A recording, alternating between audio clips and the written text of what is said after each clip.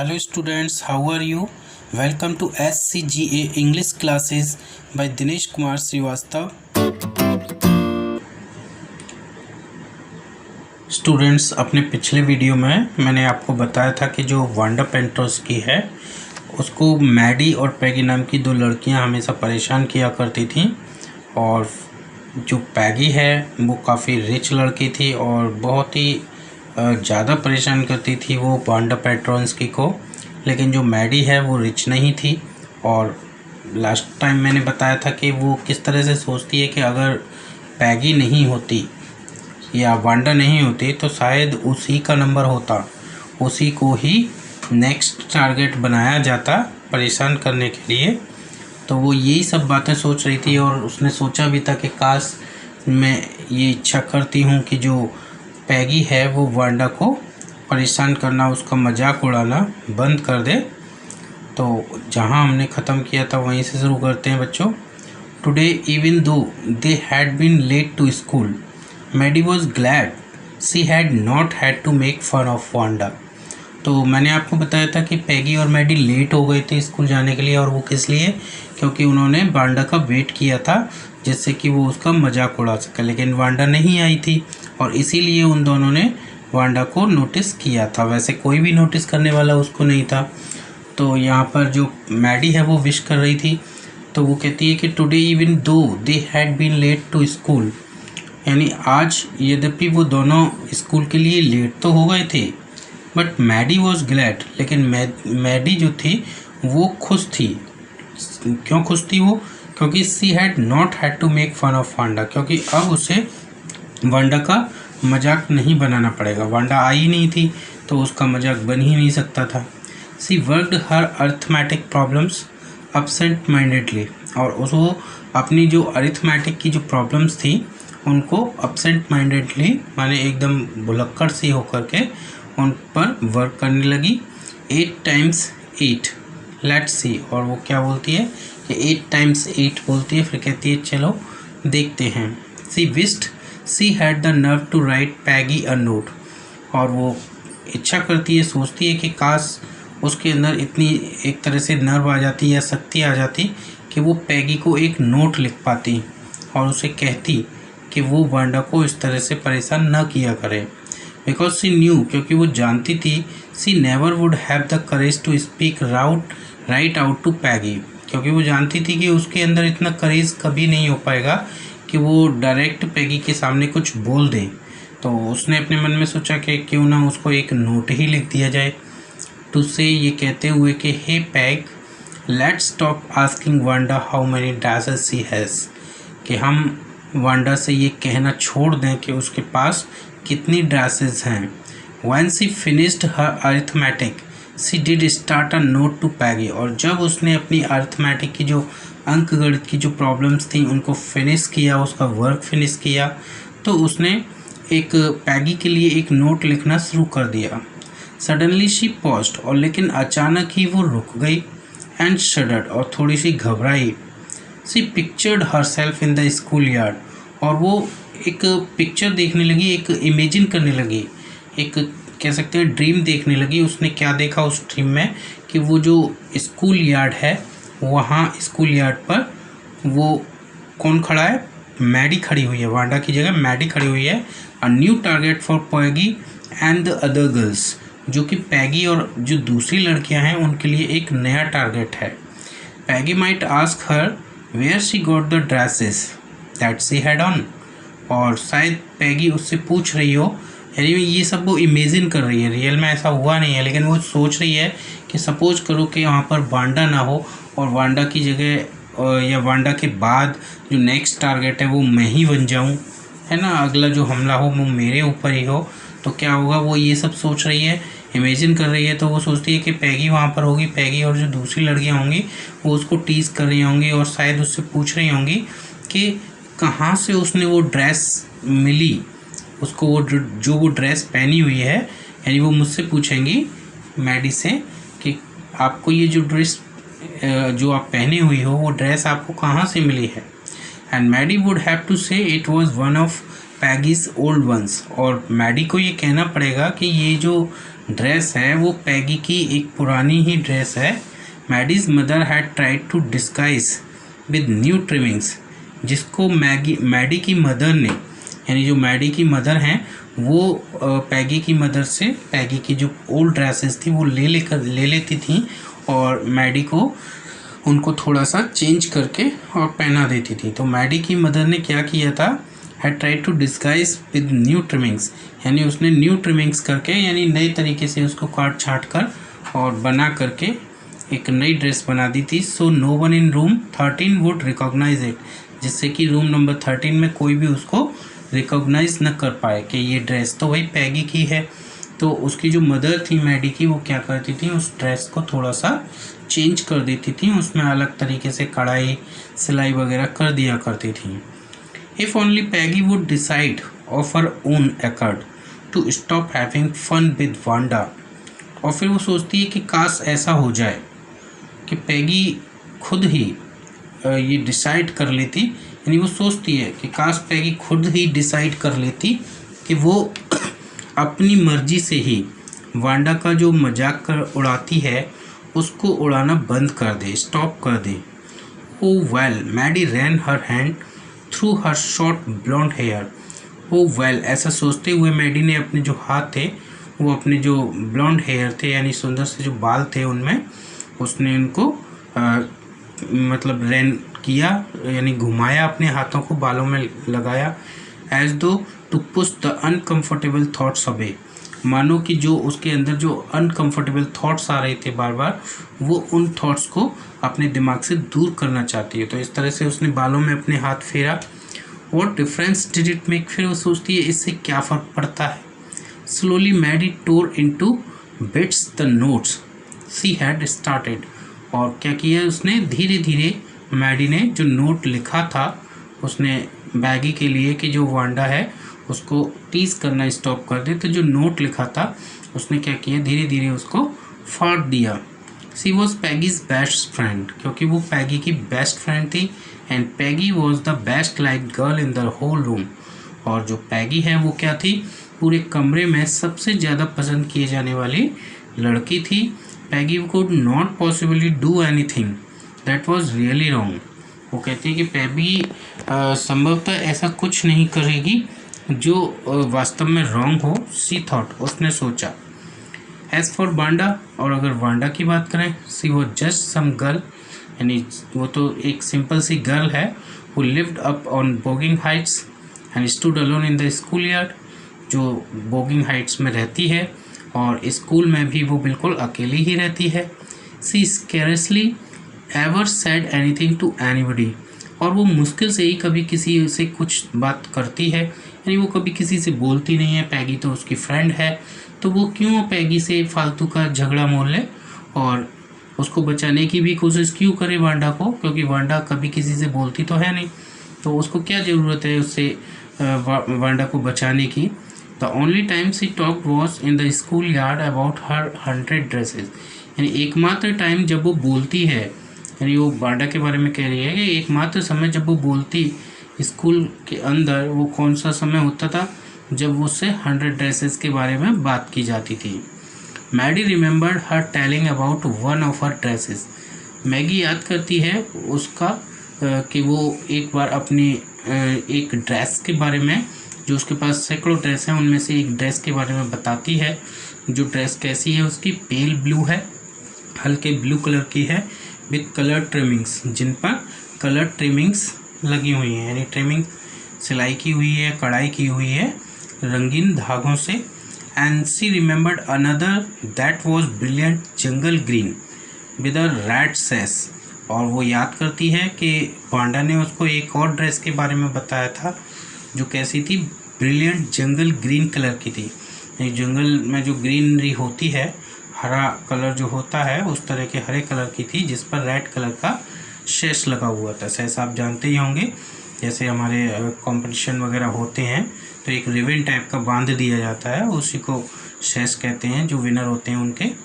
तो you would look like a Christmas tree in that, the girls had said in pretended admiration, तो जो लड़कियां थी, जब उसने अपनी इस ड्रेस के बारे में बताया वांडा ने, इस ग्रीन ड्रेस के बारे पर जिस पर रेड सेस लगा हुआ था, तो जो लड़कियां हैं पैगी और जो दूसरी लड़कियां हैं, उन्होंने एक झूठी सी प्रशंसा उसकी करते हुए या कहें कि उसका मजाक उड़ाते हुए क्या कहा था कि you would look like a Christmas tree in that, फिर तो तुम उस ड्रेस में बिल्कुल क्रिसमस ट्री के जैसी लगती होगी, ऐसा उन्होंने बोला जब वांडा ने उनको इस तरह का बताया। तो इन सब के बारे में कौन सोच रहा है? मैडी सोच रही है। Thinking about Wanda and her 100 dresses all lined up in the closet, Maddie began to wonder who was going to win the drawing and colouring contest. तभी ये सब सोचते हुए वांडा के बारे में, और उसकी जो 100 ड्रेसेस थी वो कहती थी कि मेरी क्लोजेट में वो रखी हुई हैं लाइंड अप करके। तो इन सब के बारे में सोचते हुए मैडी है वो अचानक सोचने लग जाती है किसके बारे में? एक उनके स्कूल में एक कंपटीशन होने वाला था, ड्राइंग और कलरिंग कंपटीशन। तो वो उसके बारे में सोचने लग जाती है कि आखिर उस कंपटीशन को कौन जीतेगा। For girls this contest consisted of designing dresses, और लड़कियों के लिए जो कॉन्टेस्ट था, ये जो कंपटीशन था, इसमें उनको ड्रेसेस डिज़ाइन करनी थी, and for boys of designing motor boats, और जो लड़के थे उनके लिए क्या डिज़ाइन करना था? उनको मोटर बोट्स डिज़ाइन करनी थी। Probably Peggy would win the girls medal, और उसने सोचा संभवतः पैगी ही गर्ल्स वाला मेडल जीतेगी, क्योंकि उसे लगता था कि सिर्फ पैगी ही इतनी इंटेलिजेंट है, इतनी अच्छी है कि वो अच्छे से ड्रेस डिज़ाइन कर पाएगी, तो डेफिनेटली वही जीतेगी। Peggy drew better the anyone else in the room, क्योंकि पैगी वो सोचती है कि पैगी बहुत अच्छा ड्रॉ करती है, क्लास में किसी भी दूसरे स्टूडेंट के बजाय या उसकी अपेक्षा पैगी सबसे अच्छा ड्रॉ करती है। At least that's what everybody thought, और कम से कम वहाँ पर सब लोग यही सोचते हैं, यानी स्कूल के अंदर जितने भी बच्चे हैं, जितने भी टीचर्स हैं, वो सभी यही सोचते हैं कि जो पैगी है वो सबसे अच्छी ड्राइंग करती है, सबसे अच्छी डिज़ाइनिंग करती है। तो वो सोचती है कि पैगी ही इस मेडल को जीतेगी।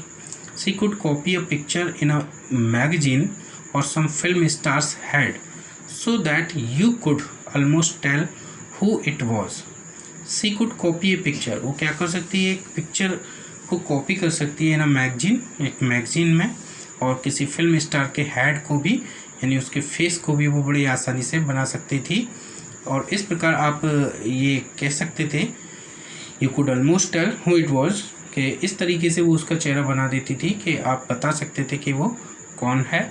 तो oh Maddie was sure Peggy would win, तो मैडी बिल्कुल श्योर थी, उसे पक्का विश्वास था कि ये जो कंपटीशन है और इसमें जो गर्ल्स वाला मेडल है उसको पैगी ही जीतने वाली है और कोई नहीं जीत सकता। Well tomorrow the teacher was going to announce the winners, और वेल वो कहती है ठीक है, लेकिन वो तो कल पता ही चल जाएगा जब टीचर जो विनर है उसका नाम अनाउंस करेंगी। तो कंपटीशन हो चुकी थी और अगले दिन जो टीचर हैं वो उसका नाम अनाउंस करने वाली थी जो विनर्स थे। देन दे वुड नो, और तब सबको पता चल जाएगा, यानी वे सब जान जाएंगे कि विनर आखिरकार कौन है। The next day it was drizzling, अगले दिन हल्की हल्की बारिश हो रही थी। Maddie and Peggy hurried to school under Peggy's umbrella, और मैडी और पैगी दोनों ही पैगी के अम्ब्रेला में स्कूल जा रही थी, यानी जल्दी जल्दी वो स्कूल गई क्योंकि बारिश हो रही थी। और अम्ब्रेला कौन लेकर के आया था? पैगी लेकर के आई थी। तो मैडी उसकी फ्रेंड थी, तो दोनों ही सेम अम्ब्रेला में स्कूल की ओर जल्दी जल्दी पहुंची। Naturally on a day like this, स्वाभाविक रूप से नेचुरली क्या होता था, इस तरह के किसी दिन पर they did not wait for Wanda Petronski on the corner of Oliver Street, यानी ये दोनों लड़कियां पैगी और मैडी वांडा पेट्रोंस्की का वेट नहीं किया करती थी। जनरली तो वो वेट करती थी, पर जब भी कोई रेनी डे हो, बारिश हो रही हो या फिर कोई दूसरी प्रॉब्लम हो, जब उन्हें ज़रूरी था कि जल्दी पहुंचना है, तो वो वांडा पेट्रोंस्की का वेट नहीं करती थी। और जनरली वो वेट कहाँ करती थी? एक गली थी जिसका नाम ओलिवर स्ट्रीट था, उसी के कॉर्नर पर ये लड़कियां उसका वेट करती थी। The street that far far away under the rail road tracks and up the हिल, और ये जो स्ट्रीट थी ओलिवर स्ट्रीट वो कहाँ थी? फार अवे, यानी वहाँ से काफ़ी दूर थी। और जो रेल रोड ट्रैक्स था, यानी रेल का जो ट्रेन जाती है जहाँ से, वहाँ वो उसकी जो ट्रैक्स था उसमें से, उसके नीचे से होकर के रास्ता जाता था वहाँ के लिए। और अप द हिल, यानी वो जो पहाड़ियाँ थी उसके ऊपर जा कर के ये जो ओलिवर स्ट्रीट है वो थी, लीड टू बोगिंग हाइट्स। और ये जो ओलिवर स्ट्रीट है ये कहाँ तक जाती थी? बोगिंग हाइट्स तक जाती थी। और ये बोगिंग्स हाइट वही प्लेस है जहाँ से वांडा पेट्रोन्स्की आती थी। Anyway, they were not taking chances on being late today. कुछ भी हो, लेकिन आज वो दोनों कोई भी चांस नहीं लेना चाहती थी, कोई भी रिस्क नहीं लेना चाहती थी किसी भी तरह से स्कूल में लेट होने का। यानी वो नहीं चाहती थी कि किसी भी वजह से वो स्कूल जाने में लेट हो जाएं, बिकॉज टुडे वॉज इम्पोर्टेंट। क्योंकि जो आज का दिन था वो उनके लिए काफ़ी खास था, बहुत महत्वपूर्ण होने वाला था। क्यों? क्योंकि उस दिन रिज़ल्ट अनाउंस होने वाला था कि विनर कौन है कॉम्पिटिशन्स का।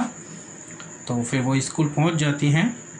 Do you think Miss Mason will announce the winners today? Asked Peggy. तो पैगी पूछती है, या पैगी ने पूछा, क्या तुम सोचती हो कि जो मिस मैसन है, मैसन कौन है यहाँ पर? टीचर हैं। तो वो कहती है कि क्या लगता है तुम्हें मैडी कि आज मिस मैसन है सॉरी, वो क्या विनर्स का नेम आज अनाउंस करेंगी? Oh I hope so the minute we get in, said Maddie.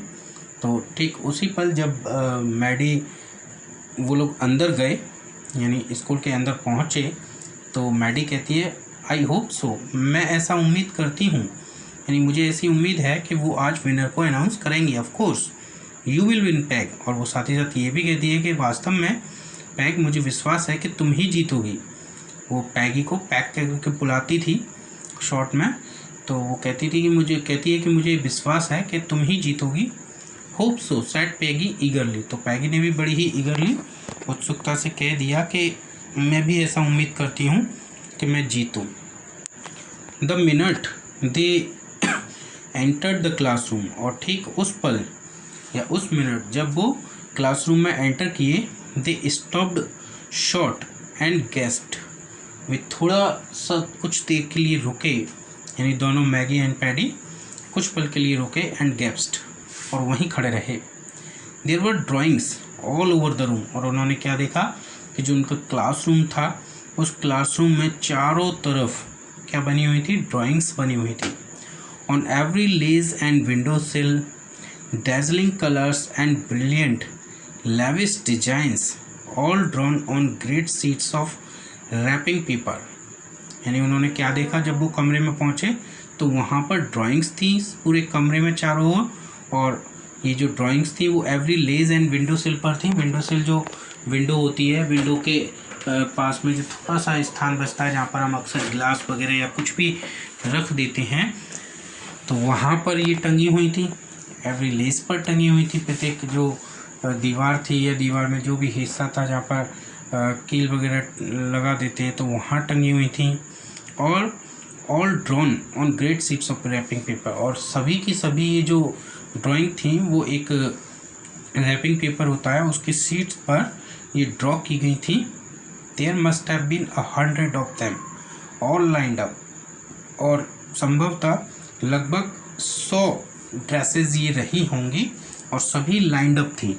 कहने का मतलब है कि दीवार पर लाइन से लगी थी। तो शायद आपको समझ में आ गया होगा जो क्वेश्चन काफ़ी टाइम से बच्चे पूछ रहे थे कि जो वांडा पेट्रोन्स्की है वो ये क्यों कहती थी कि उसके पास 100 ड्रेसेस हैं, जबकि उसके पास 100 ड्रेसेस नहीं थी। तो अब हमको समझ में आ रहा है कि रियल में वांडा पेट्रोन्स्की के पास 100 ड्रेसेस थी।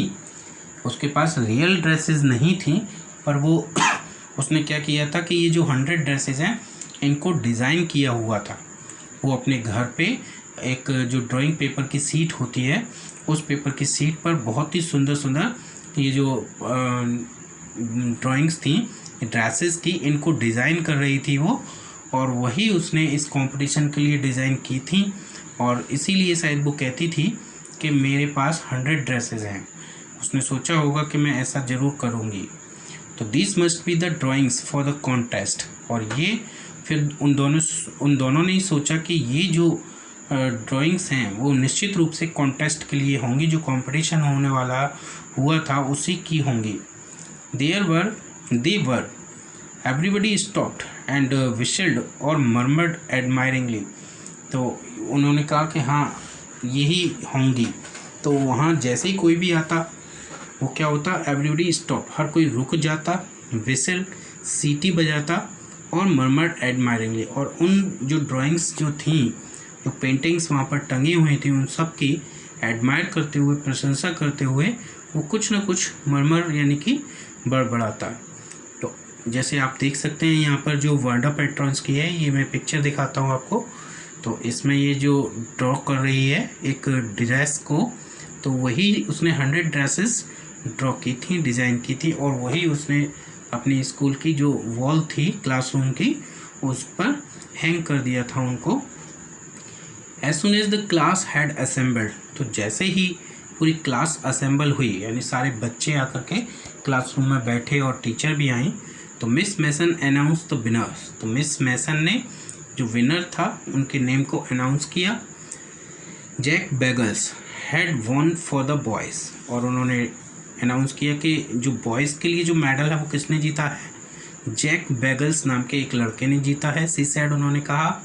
And is design for an outboard motor was an exhibition in room 12, और उन्होंने बताया कि उसकी जो डिज़ाइन है जैक बैगल्स की, जो कि एक आउटबोर्ड मोटर की डिज़ाइन है, वो एग्जिबिट की गई है रूम नंबर 12 में, या रूम नंबर 12 में वो लगाई गई है एक तरह से प्रदर्शनी के लिए।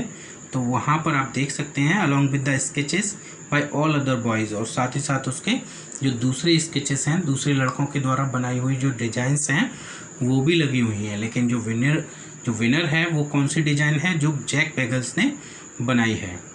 एज़ फॉर गर्ल्स, और अगर लड़कियों की बात करें, सी सेड, तो मिस मैसन ने कहा, although just 1 or 2 sketches were submitted by most, तो वो कहती हैं कि लगभग मोस्टली सभी गर्ल्स के द्वारा 1 या 2 स्केचेस सबमिट किए गए, यानी गर्ल्स से जो डिज़ाइंस मांगी गई थी एंड ड्रेसेस की, तो लगभग सभी लड़कियों ने 1 डिज़ाइन या 2 डिज़ाइन सबमिट की हैं।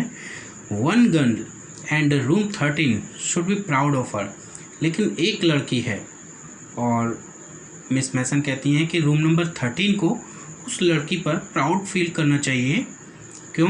क्योंकि this 1 girl actually Drew 100 designs, क्योंकि इस एक लड़की ने वास्तव में 100 डिज़ाइंस को ड्रॉ किया है, all different and all beautiful, और वो कहती हैं कि सारी की सारी डिफरेंट हैं और सारी की सारी ब्यूटीफुल हैं। ये सारी की डिज़ाइन, बहुत सारी जो डिज़ाइन बनाई है उसने 100, वो सभी की सभी ब्यूटीफुल हैं और सभी की सभी डिफरेंट हैं। जैसा वो कहती थी ना, जब बैगी पूछती थी उसको टीज़ करते हुए कि तुम्हारे पास कितनी ड्रेसेस हैं, कैसी हैं वो, तो वो बताती कि मेरे पास सभी कलर्स की ड्रेसेस हैं और सभी अलग अलग हैं, सभी लाइन अप की गई हैं। तो ये जो ड्रेसेस थी वो उसने अलग अलग डिफरेंट कलर्स की बनाई हुई थी in the opinion of the जजेस। और मिस मैसन कहती हैं कि जो जजेस की ओपिनियन है, जजेस ने जो निर्णय लिया है, any one of the drawing is worthy of winning the prize, तो उनका फैसला ये था कि इतनी सारी जो 100 ड्रेसेस उसने बनाई हैं उनमें से अगर हम कोई भी एक ड्रेस चुन लें, कोई सी भी एक ड्रेस चुन लें, तो वो प्राइज़ को जीतने के लिए काफ़ी योग्य होगी। यानी ऐसा नहीं है कि वो 100 ड्रेसेस हैं तो इसलिए उसको प्राइज़ दिया जा रहा है। अगर उन 100 में से हम कोई सी भी एक ड्रेस निकाल लें तो भी वो ड्रेस उन सभी ड्रेसेस से अच्छी होगी जो बाकी लड़कियों ने डिज़ाइन करके सबमिट की हैं। तो उसने तो 100 ड्रेस बनाई हैं, तो कहने का मतलब है कि जो सारी 100 ड्रेसेस हैं उसकी, वो सभी अगर देखा जाए तो वो विनर की राइट हैं, यानी विनर की अधिकारी हैं। अगर यहाँ पर 100 प्राइजेस अगर मिलने वाले होते तो उसको हर एक ड्रेस के लिए एक प्राइज़ मिलता और उसके पास 100 प्राइज़ होते। I am very happy to say, और मुझे ये बताते हुए बड़ी खुशी हो रही है that Wanda Petronsky is the winner of the girls medal, कि जो वांडा पेट्रोन्स्की है वो ही गर्ल्स मेडल की विनर है। तो इस तरह से जो टीचर थी उन्होंने अनाउंस कर दिया कि जो विनर है वो आखिरकार कौन निकल के आया है, वांडा पेट्रॉन्स की। तो उसने देखिए ये पिक्चर आप देख सकते हैं, ये ड्रेसेस की पिक्चर्स हैं। तो वांडा पेट्रॉन्स्की ने ये सारी ड्रेसेस वहाँ पर ड्रॉ करके और क्लासरूम में अपने लगा दी थी, लाइंड अप कर दी थी, और सभी डिफरेंट कलर की थी। और इनमें से कुछ ड्रेसेस वो भी होंगी जो वो अक्सर उनके बारे में बताती थी। अभी मैडी ने हमें बताया था जिन ड्रेसेस के बारे में। तो यहाँ पर देख सकते हैं शायद वो भी ड्रेस है इसमें, जैसे ये एक ड्रेस आप देख रहे हैं जिसमें सेस लगा हुआ है। Unfortunately Wanda has been absent from school for some days. दुर्भाग्य से वांडा कई दिनों से स्कूल में एब्सेंट थी and is not here to receive the applause. और इस एप्लॉज को, प्रशंसा को, जो सभी बच्चे उसके लिए तालियां बजा रहे थे क्योंकि वो विनर थी, उस सब को रिसीव करने के लिए वांडा वहाँ पर मौजूद नहीं थी। That is due to her. और पैगी और मैडी शायद सोच रही है, या पैगी सोच रही है कि और ये सब किसकी वजह से है, उसी की वजह से। उसे ऐसा लग रहा है कि जो मैडी है, वांडा है, उसने शायद मेरी वजह से ही वो स्कूल नहीं आई है, क्योंकि मैं उसको काफ़ी टीज करती थी। Let us hope she will be back tomorrow. और वो कहती है हम उम्मीद करते हैं कि वो कल वापस आ जाएगी। Now class, you may file around the room quietly and look at her exercise drawings. और वो कहती है, टीचर कहती है मिस मैसन कि नाउ क्लास, वो सारे बच्चों से कहती है कि क्लास के सभी बच्चे आप लोग फाइल अराउंड रूम, के आप रूम में सभी क्वाइटली माने चुपचाप यानी शांतिपूर्ण तरीके से वहाँ पर इकट्ठे हो सकते हैं। और जो एक्सरसाइज ड्राइंग्स हैं, exercise means beautiful, very charming, है ना। They can see all the charming dresses that are lined up in the room number 13.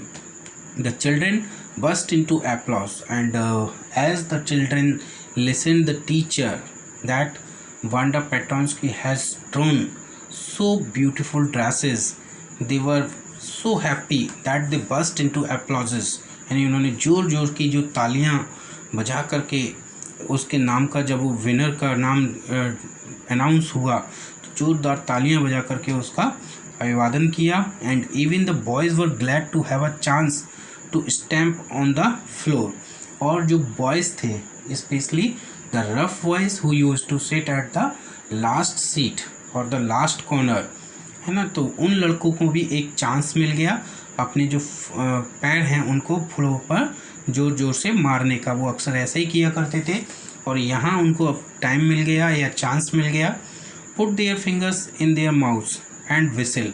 और साथ ही साथ अपनी फिंगर्स को अपने माउथ में रखकर विसिल बजाने का, यानी सीटी बजाने का उनको एक चांस, एक अवसर मिल गया। Though they were not interested in dresses. यद्यपि वो लोग ड्रेसेस में उतने इंटरेस्टेड नहीं थे, यानी ये कोई ज़रूरी नहीं था कि उनको ड्रेस पसंद आ रही थी इसलिए वो ऐसा कर रहे थे, बल्कि ये तो उनकी आदत थी। Look Peg, whispered Maddie.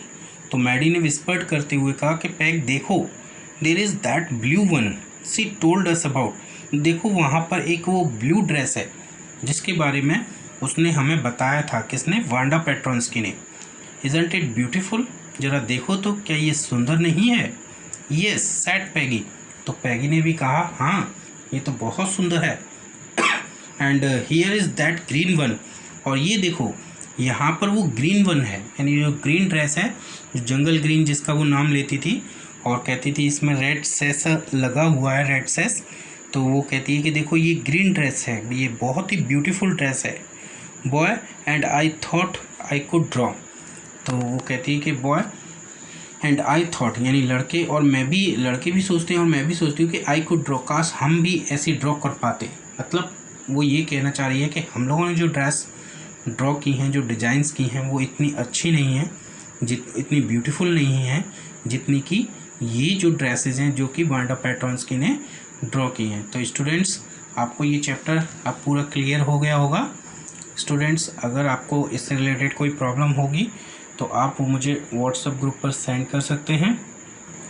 Students, now let's discuss the theme of the story, the 100 Dresses Part 1.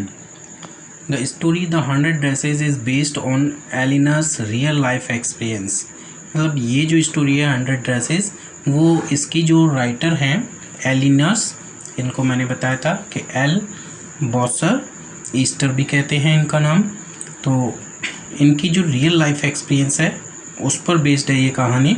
और it is the story of a girl, और ये एक ऐसी लड़की की कहानी है who received Peggy's hand me down dresses. जो पैगी नाम की एक रिच लड़की की जो हैंड मी डाउन ड्रेसेस है, यानी उसकी जो पहनी हुई जो ड्रेसेस हैं उनको रिसीव करती है, उनको पहनती है। मतलब वो लड़की कौन है? वो मैडी है। मतलब यहाँ पर ये जो पूरी स्टोरी एक तरह से जो बताई जा रही है वो मैडी के द्वारा बताई जा रही है कि मैडी ने बताया है कि उनके स्कूल में पैगी और वांडा नाम की लड़की थी, और किस तरह से मैडी और पैगी खुद मिलकर के वांडा नाम की लड़की को टीज करती थी। सी felt very guilty for not having defended the character Wanda in real life. और वो बहुत ही गिल्टी फील करती है अपने आप को। मैडी के बारे में बोला जा रहा है कि मैडी अपने आप को बहुत ही गिल्टी फील करती है। किस लिए? कि उसने वांडा जैसी लड़की को डिफेंड नहीं किया रियल लाइफ में, जो कि बिल्कुल उसके ही जैसी थी। She wrote the story in order to assuage her guilt. और उसने ये कहानी लिखी अपने गिल्ट को, अपने जो अपराध था जो उसने किया था, कैसे किया था? वांडा पेट्रोंस्की को डिफेंड ना करके, उसकी रक्षा ना करके जो अपराध किया था उस कहानी को लोगों को बताने में, and to encourage others to stand against bullies. और दूसरों को इनकरेज करने के लिए कि जिससे दूसरे बच्चे कभी भी, जब भी कोई बुलीज मैंने आपको बताया था चैप्टर में कि जब कोई स्ट्रॉन्ग और या फिर रिच गर्ल या कोई भी स्टूडेंट जब किसी वीक स्टूडेंट को किसी भी तरह से उसको हर्ट करता है, उसको परेशान करता है, तो उसको बुली करना कहते हैं। तो अगर कोई दूसरा व्यक्ति या दूसरा बच्चा बुली करता है तो उसको वो इनकरेज न करे, है ना, इनकरेज अदर्स, कि वो दूसरे बच्चों को इनकरेज कर सके कि जब भी कोई बुलीज हो किसी बच्चे के साथ में तो वो उसके अगेंस्ट खड़े हों। तो ये थीम थी इस स्टोरी की। तो ये थीम आपको समझ में आ गई होगी बच्चों। Students, now I will tell you the summary of this chapter. So start the summary. This story 100 Dresses is about a quiet and shy girl whose name was Berta Petronsky, and she was a Polish immigrant who had come to America with her family. She attended school with American children who found her name to be strange and probably the white dressed in the classroom. This is because they all had easier names. She was poor and was always seen wearing a faded blue dress. Her classmates teased her because she claimed to have 100 dresses all lined up in her closet, always being seen wearing one. But always being seen wearing one. She always said that she had 100 dresses, but she always comes to school in one blue dress. The ones who mainly teased her were the two best friends, Peggy and Maddie. Peggy was the most famous girl in school, while anyone barely knew Wanda. Peggy and Maddie used to wait for Wanda before school, even if it meant getting late. Maddie was a poor girl, and she did not like when Peggy made fun of Wanda. She feared that she could be next. She wanted Peggy to stop making fun of Wanda, but could not summon courage to face her as she feared she would lose her best friend. However, Peggy's intention was never to hurt Wanda, but she was curious as to why Wanda had to lie, that she had 100 dresses in her closet, though she doesn't have some these things. So, truth about the same 100 dresses unveiled on the result day of drawing competition. The room was lined with 100 drawings portraying different dresses, each so beautiful and charming. That day she truly had 100 dresses all lined up, but in the classroom, not in the closet.